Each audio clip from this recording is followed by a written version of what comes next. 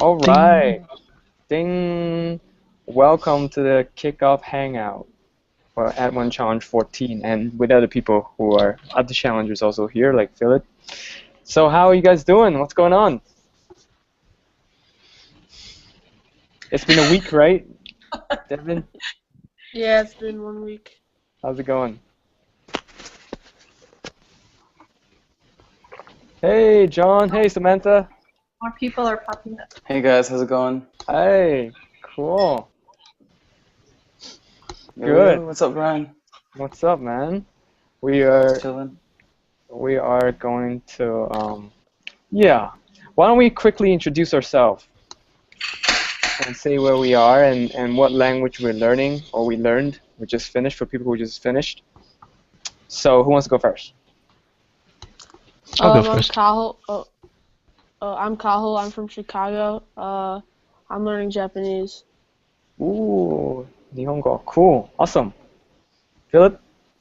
Okay, yeah, I'm Philip. I'm from Hamburg in Germany, and I did the Add1Challenge with Turkish, and I just recently finished it with Slovak. Nice. Cool. Hey guys, I'm John. I just finished with Korean. I'm still learning it, and I'm gonna learn Japanese pretty soon. Just collecting resources. Nice. And I'm Sam. I'm from the US. I did 2 Add1 challenges for Mandarin, and I'm just starting one for German.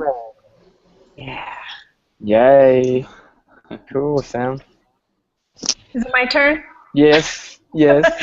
Hi, I'm Devin, and I'm doing this for the first time, first Add1 challenge, and I just started learning Italian, so I'm at the very, very beginning. Great. Yeah. Awesome. So, let's see. So for the newcomers, how's it going? So, let's see. Yeah. So for people who are in Add1 14, how's it going? Am I the only one in the Add1? I am as well. No. Yeah. Sam is also in Add1 Challenge 14, but she's been in 2 other Add1 challenges before. But And you me as two are. well. Yeah, but you two, yeah. Oh, yeah. You've been in one before? Who, me? Yeah. I Oh, don't yeah. think no, it's the I'm first only time. Yeah, first time. Okay. Yeah. I'm like, oh my gosh, I'm so impressed. It's going really well. I'm just trying to get organized and kind of figure out what works for me and what I like. Because some of the things that have been suggested, you know, I don't necessarily like, and I like other things. So it's just kind of trying to figure out. Because there's so many resources out there. Yeah. Totally understand. Yeah. But I like the, as long as I read my emails like every day or, and stay on top of it, that's not too bad. Kind of keeps me like having to check in and, okay, just keeping me on track. Great. I mean, the Add1 challenge is keeping you on track so far. It's been a week, keeping you on track. Good. Yes. Well, I started just doing like Duolingo and some like apps like at the end of January, beginning of February on my own. So because I had never ever taken Italian, so for like a month I was just playing around with it, and I came across Benny Lewis, and then I came across you, and so I was like, okay, well, if I want to do this like for real, seriously. Then I should sign up, and it'll make me have, more accountability. Great. Yeah. Awesome. And here you are. Here I am. How about Katel? Is that how you say your name? Kaho. Oh. Yeah. It's been good.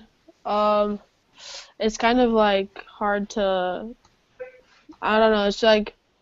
Well, actually, I like it because I'm doing an hour a day for the whole 90 days, but like every day I feel Wow. like there's like so much to learn.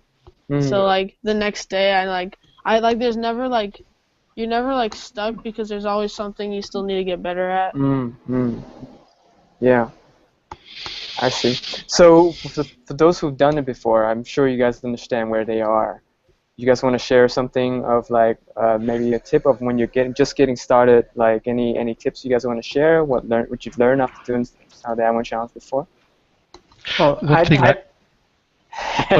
I found really useful right at the beginning was I set up a session with the teacher, and I had prepared a list of phrases that I wanted to be able to say, and I just went through it and asked them to translate it. Things like, my name is, I live in, could you repeat that please? Could you speak more slowly? I understand, I did not understand.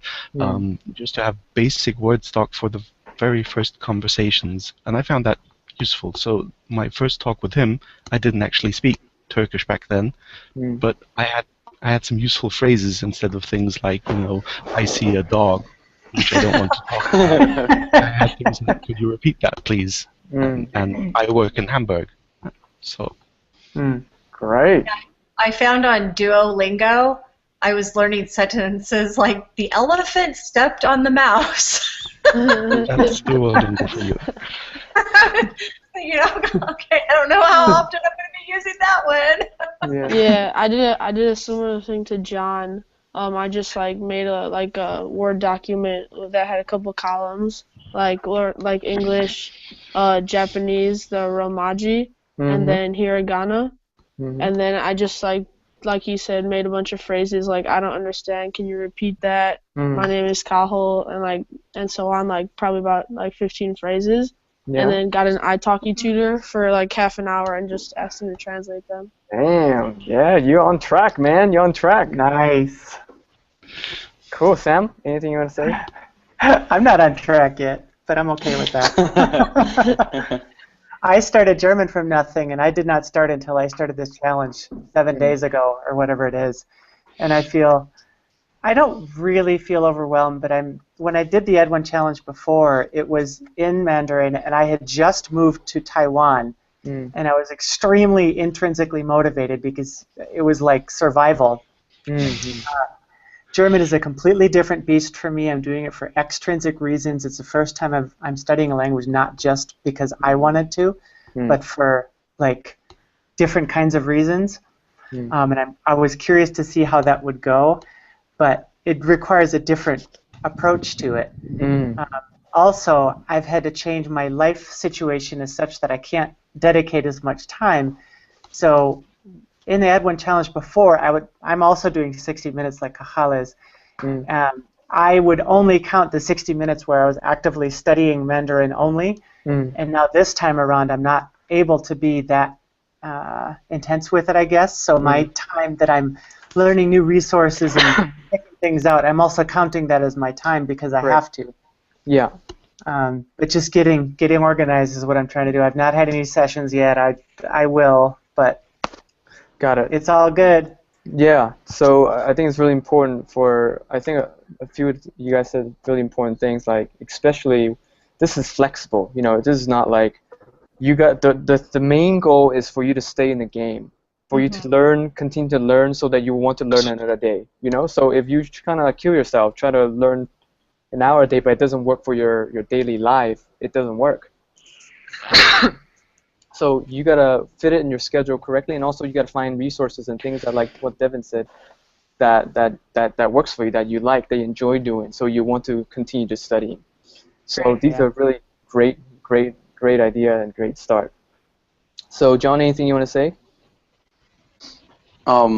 I guess, well, I'm preparing to start for Japanese right now, and there was like a point during the Add1Challenge where I realized I needed about a month, because I'm picky, right? So I needed about a month to get the things that I wanted the way I wanted them. Yeah. Basically what I did is I started documenting all the things that worked for me. So that was probably the best point where I realized, if I ever wanted to do something over again because I had heard it was a good method, I could just check how I did it, when I did it, if it worked to what degree, and then, tailor it to the way I like it.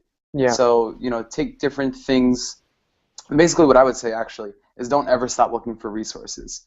And because, like, you know, you use resources, the ones that you like, keep them. If they get boring, throw them away. Continue searching, because like as Samantha said, there's just so many the other person said there's just so many resources that you could continue looking forever. I actually think that's a good thing. And so what I started doing was put like a half an hour aside a day to continue looking for resources. And now I have thousands that are, none of them are boring, and I could just always go back to anytime I'm bored and I don't want to study or, you know, whatever, just to surround myself with the language. So I would say, like, take like a half an hour just to find new stuff every day. Yeah.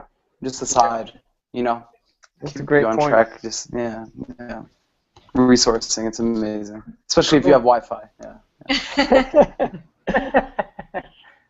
Yeah, so it's a great point, because even if you find something that works for you, it'll get boring eventually if you do the same thing over and over again. So that's what John's talking about. That eventually, if it works, if it's fun, when it gets boring, you need something else new to do it. That's what it means by continuing to finding new resources. So it's both ways, and you got to find new resources, and you got to use the resources.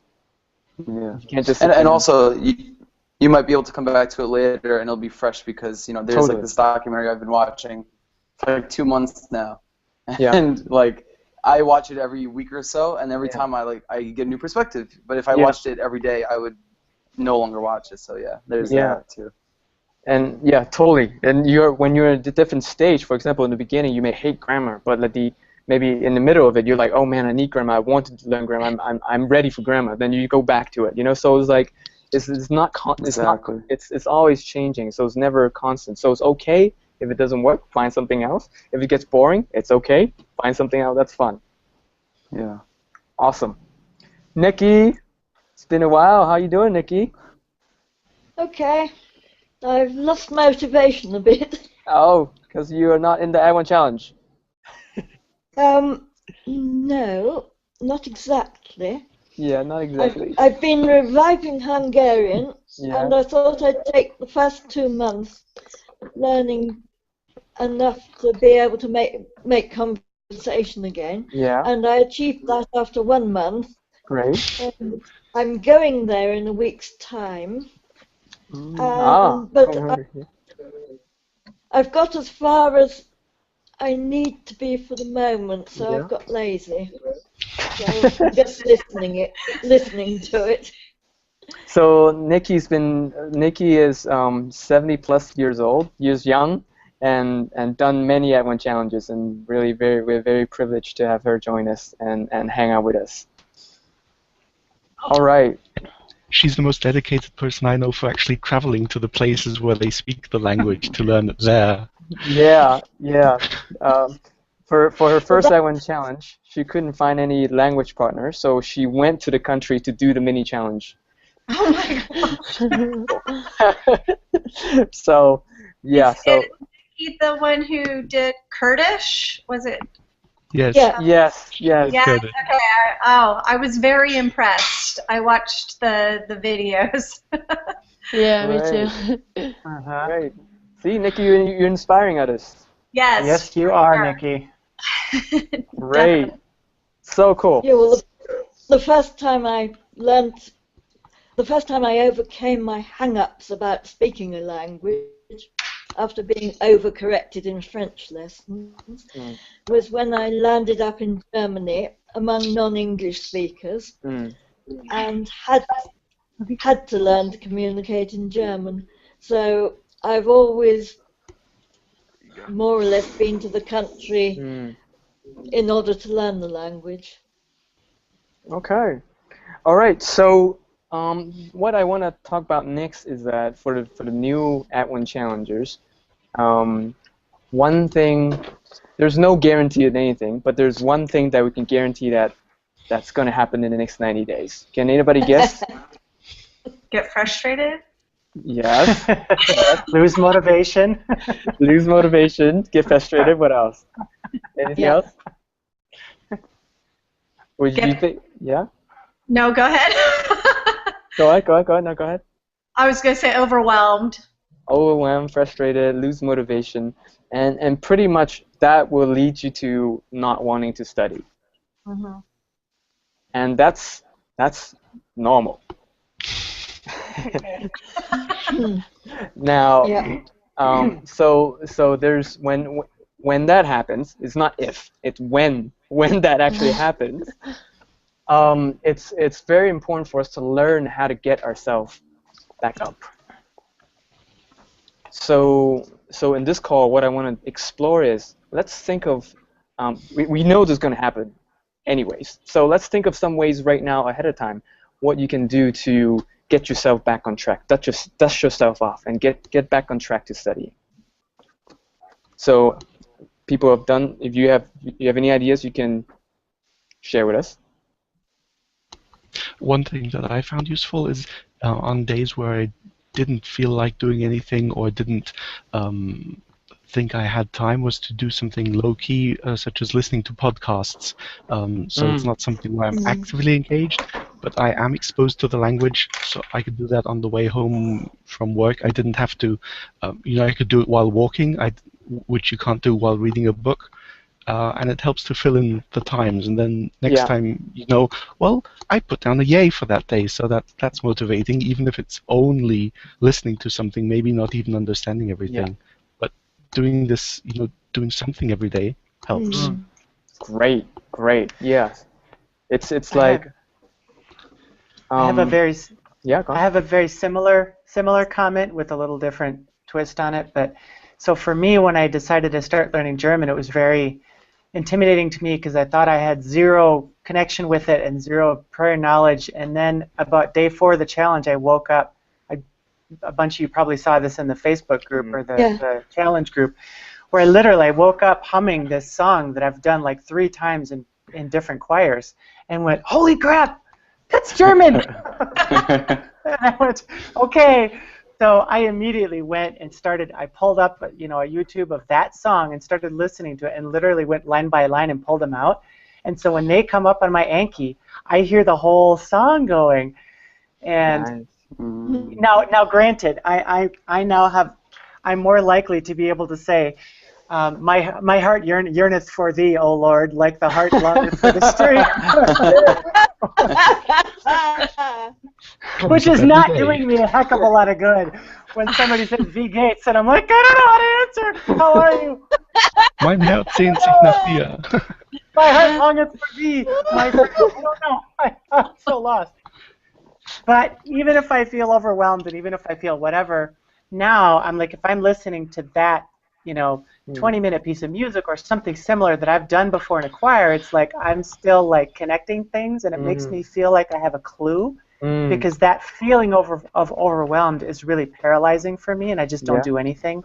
Yeah. So if I can do something that'll get me engaged for even 5 minutes, then I can get excited about studying things that are not just listening to awesome, beautiful Beethoven pieces. Beautiful. So I think it's really good what you both of you guys said. One is, so the actionable thing is that you have some easy things that you enjoy doing on those days that you don't have the headspace to do it. For example, listen to podcasts, or listen to the music that can still connect you to somehow. When you lose motivation, listen to whatever connects you. Because for you maybe music, for you somebody could be reading a picture book with like simple sentences or something like that. So find those easy like low-hanging fruit on those days that they're hard. Yeah. Great. Anything else? Any other ideas? I experienced some cool things with this. One thing I always went back to doing earlier on with Korean was that I would just go in my native language and learn about learning. And so learn about like learning in general, and then learn about learning languages through talks, through articles, but in my own language, because I realized it wasn't English. It wasn't that, I didn't want to learn. It's just that I wouldn't learn Korean at that moment, right? So I would find all these, there's so many links on Facebook or YouTube, like the Polyglot Gathering of talks. Brian has a talk on it about motivation itself, you know that? Yeah. So these are really cool things to explore, and especially from people who have done it for a while, and like this is their this is their life. They're seasoned learners, and so you can get a lot of inspiration from that, and watch those videos for a couple hours or read a couple articles, and that'll inspire you. And then also what I've been doing recently is just listening to dialogues in other languages. So like the other day, I listened to a dialogue in was it Turkish, because I never listened to Turkish before, but that now my brain has new sounds. So now that it has new sounds it can hear, it now knows the sounds that I am learning, Korean sounds, better, because it can distinguish between. It gives my ear a bigger bank to work with. Yeah. So, and I was listening to German dialogues, all these, and there's so many sounds out there, and it makes the one that you're focused on much more, I think, for me at least, it makes it much more distinguished. Yeah. As opposed to English, and then these random sounds, it's English, random sounds, and then a different set of random sounds, and so on and so forth. Yeah. And cool. And then one last thing I would say is definitely work out. Go exercise a little bit if you don't already. And if you do, do more, because I was reading this thing on, endorphins, dopamine, elasticity of the brain, and you can really just have more energy in order to study if you do, exercise a lot. And for several months I had not exercised in such a long time, and I was really improving my Korean. But the day I started working out, just running a little bit or whatever, it got that much better, and it also made me more motivated to study. So I would say work out, listen to other languages, and learn about learning in your downtime if you don't want to learn the language. Yeah. Awesome. Great. Any ideas to dust yourself off to get back on track? Or brainstorm, I know I'm coming in late. Hello, can you hear me? Hey, we can hear you, Brandon. Okay, hi. For me, I like talking to people, so whenever I have a down day, I'd go call up my friend who speaks French, or when I was studying, and we just talk, no matter how bad it was. Like the human interaction with other people in a different language kind of uplifts that down moment. Yeah. And, totally. Also listening to podcasts, I think. I use Pimsleur, and then it's kind of like repeat after this person. Yeah. But instead of repeating verbatim, put a little twist in it, put your personality into it, have some fun with it. Sometimes I'll be yelling in the car, and then if you're looking from the inside, you're like, what is this dude doing? But I'm like, really, I'm yelling like help in French, but I don't really need help. Like, really, make this challenge is all about you. Make it your challenge, and make it fun where you enjoy learning what you're doing, and you're not gonna just drop it the next day. Like, you'll hit your bumps and you just want to stop, but that's I remember someone telling me just watch movies in your language or something like that. Disney movies have helped a lot if you like those. Ooh. Interesting. I think it's really good. Like for me, what really helps, I think, without being able to schedule different italki tutors, I think I would really struggle. So when I don't want to study, I just maybe schedule 3 in a row, and I paid the lesson. I have to go, and I show up. And when I actually get in the lesson, it gets easy and it gets fun. Like these people, I already have a few italki tutors that I like to talk to, or language partners that I know already. So I just schedule them, and I show up, and then the motivation will come back once I start interacting with somebody. Yeah, I also found that really useful because on the days where I had a lesson scheduled in italki, I knew, okay, from 7 till 7:30 or whatever, I will be doing that. Whereas if I come home and I decided, I'll read a book or something, you come home and there's so many things to do. But if there's a lesson scheduled, okay, at this time I will be doing that. I found the 45 minutes a lot easier to achieve on those days, but it gets kind of expensive if I wanted to do that every day. So. Yeah. Totally understand. I had an idea as well, actually, and because I'm someone who, if there's a dialogue to listen to and it's an MP3, I just won't listen to it because I know I can always go back to it. So I watch a lot of news because it's relevant. Well, maybe it's relevant, maybe it's not, but it's new information. So when I hear it, I want to hear it because I know I'm not going to necessarily be able to get that whole broadcast back or whatever. But what I tried was I put on my second learned language, which is Spanish, and Korean live broadcast at the same time, put in my headphones, and then played Call of Duty. And so my focus, my visual focus was on Call of Duty, and then my ears were I guess, trying to focus. I don't know, but it was on. So sometimes I would hear about something in Spanish, and sometimes I would hear something in Korean. And mostly it was picking up Spanish, but what it did was solidify every word that I already knew in Korean with, like, perfect accuracy, because it's so extrapolated that when I would hear the word, like, for time, like shigan, I'd be like, oh, he said time. I know exactly that word. So it, like, solidified a certain aspect of hearing a bunch of and being able to pick out a specific word. Yeah, so that's just a brainstorming idea, and it's fun. Cool. Yeah. That's cool. Anybody else? Any other ideas to dust yourself off and keep it fun? Oh, today I did something pretty cool. Like, I'm learning French, and I don't speak a lot of Spanish. But I told this guy, like, hey, I'll speak French to you. He doesn't speak English, only Spanish. And I was going to him in French, and he was, like, picking up the little words because they're somewhat similar, he said. And we were talking for maybe 2 hours tonight. And it was the first time we met. He was all in Spanish, and I was speaking a mix of French and English, and he's just picking at the words, and we have, like, Google Translate in front of each other, just like. But it was definitely a lot of fun today. Yeah, wow. So yeah, make it fun for you, because everybody defines fun differently. So have fun and learn how you learn best and how you can get yourself back up. Any other ideas? What I also did for fun was I read a book that I had read in English before, so I knew fairly well what was in it, and then I read it in Slovak as well. I did that with Anne of Green Gables and Narnia, and because I already knew what was going on, I didn't care so much if I didn't understand every single word. I didn't feel the need to look up every single word, and so even though I wasn't really at the right level for the book, I could still have fun with it, because I could kind of follow the story, and the rest I could fill in from the English that I had just read a few days before to refresh my memory. Right. So that's one way I could make reading fun, even if I wasn't at the level to be doing it with a completely new text. Awesome. So I mean, I don't know how many ideas we just threw out. Maybe, like, I mean, it's just unlimited. So keeping it fun and learning how you learn best is what you're gonna do in this Add1Challenge, and you'll get there as long as you keep going. You know, do whatever it takes for you to want to learn in that hour tomorrow. You get there. All right. So any other question? Let's end this. So is there any other question? Any things that you want to say?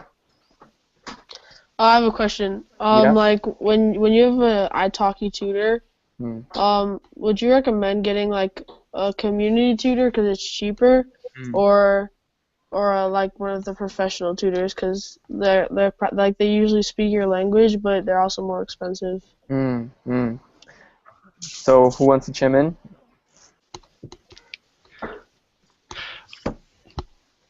I usually do italki sessions just for conversation practice, and there it doesn't really matter who you speak with because community tutors are cheaper, but they can do conversation just fine. Exactly. If you want a structured lesson, then not all of the community teachers know the grammar in a way that they can explain it. They can tell you what sounds right and wrong, but they can't always tell you the rule. So it kind of depends what you want to get out of the lesson. Do you want a lesson on prepositions, or do you just want time to practice speaking and have somebody correct your sentences? Totally. So different. I just added. Oh, sorry. I was just saying. I started with a professional teacher since I was starting from zero. And but then just recently added in a community tutor, and because I didn't feel comfortable enough to go to just like a language partner, but the community tutor I can have more conversation with, and then the professional teacher is helping me with that actual grammar and I mean the community tutor does too, but she's not as focused on the grammar. She asked me, do you want to practice conversation or you know, whereas the other one's giving me like not assignments but lessons to work on, and the community tutor maybe like gives me an article to read and we can have a discussion about it. Yeah. Also, Great. if you can, do try as many as you can, because everybody is different, and the Yeah. first one or two professional teachers you might not click with, you might not like their things. So try like 5 or 6 if you can, and then choose maybe 2 of those to And the continue. trials are pretty inexpensive. The trial lessons. Some of them have trial lessons, and Yes. Yeah. Exactly what Philip said is up to you what you're looking for. For me, I just use community tutors, and trying and using different community tutors to hammer out the grammar, because it's all about how you use the language, right? We can one person will use it this way, and then another person this way. And then we just use it in situation that I want to talk about, because I don't want to talk about boring grammar. Exactly how to. I don't want to go in there. I just want to know how to use it, and then practice how to use it. Yeah. So, with that purpose, for me, a community tutor is more than adequate. So I use them the same way. Yeah. I use it the same way. Like I tried a teacher at first.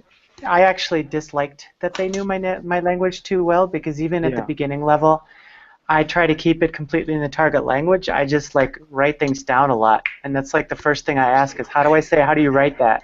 Because even if we end up just typing the whole thing, I'd rather do that than do a bunch of English. Because for me, I get better much faster, and I find that having somebody who's not quite so polished in how they present things is actually better for me, so that I can just kind of be human with them. Yeah. Yeah.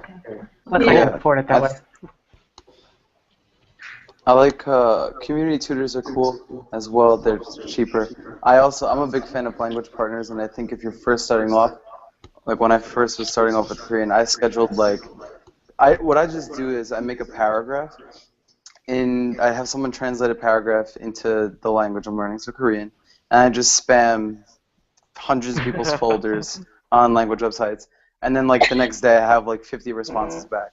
And so what happened was I had about like 25 conversations for like 3 weeks in a row, and I became an introduction master. So, but then it got to a point where, after that it became complicated, where I needed to study grammar, etc.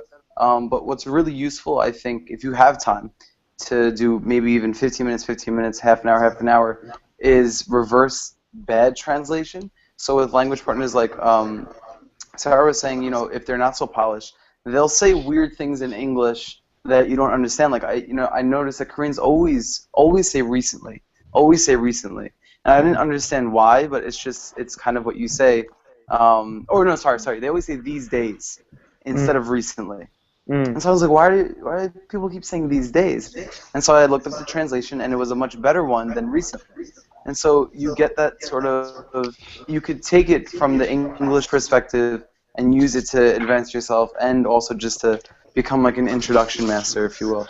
I think it's really good to, like Brian said, if you schedule 5 conversations a day, you're gonna feel bad if you let the person down and you cancel on them too, because now you're obligated to talk to them. Yeah. And really quickly you'll pick up hello very fluently. Yeah. And then your conversations the next day will be like, how do you know how to say that so well? And then you'll start hearing real native questions, which I think is really good. So I like doing the language partner thing a lot, along with the community tutors. I recommend finding someone to do a language exchange. Like I have 2 people I do that with right now, where one I speak completely in my target language and they speak in English, where the other I have an hour in my target language and after that an hour in English. And these guys are like professors in their country, and they do it solely for a trade in English for the language I'm trying to learn. Yeah. So with the only problem with the language, I have language partners too. The only problem is if you have, it's time versus money, right? Because it takes an hour for you to actually speak, and also you need to find put in a lot of time to actually find those language partners to come up. So it's if you have a little bit of money to pay for the community tutor, I always it depends on you have more time or money. You know, which just Yeah. I just want to point that out. I would also just say though, for the language, in terms of finding partners, depending on the language, you can make a lot of partners really, really quickly. But yeah, also that's what I noticed as well, is if if I have 4 conversations a day, and 2 of those hours were for Korean total, 2 of those hours were English. Now I'm at a point now where I don't want to spend 2 hours, teaching English. I don't do it as often. So there's definitely a give and take with that. Yeah, totally. Cool. Any other questions? A comment about italki. You Yeah. only get 3 trial sessions, and so Yeah. therefore it's worth checking out that the trial session is cheaper than half an hour would be with that particular tutor. Yeah. I wasted 1 or 2 that way. Oh, okay. Nikki is a technology hack. She knows more about apps and stuff than I do. She does not. And also there's that list of recommended italki tutors on Exactly. the website, on the Add1Challenge website. Yes. So you can try those first. Cool.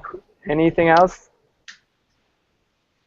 All right. So you guys, I'm looking forward to see your progress in that one challenge, and thank you for people who've done that one challenge to come and hang out and Yes, have a thank chat.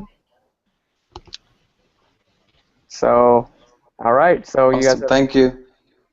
Thank you. Goodbye. Thank you. See you guys. Bye. Bye.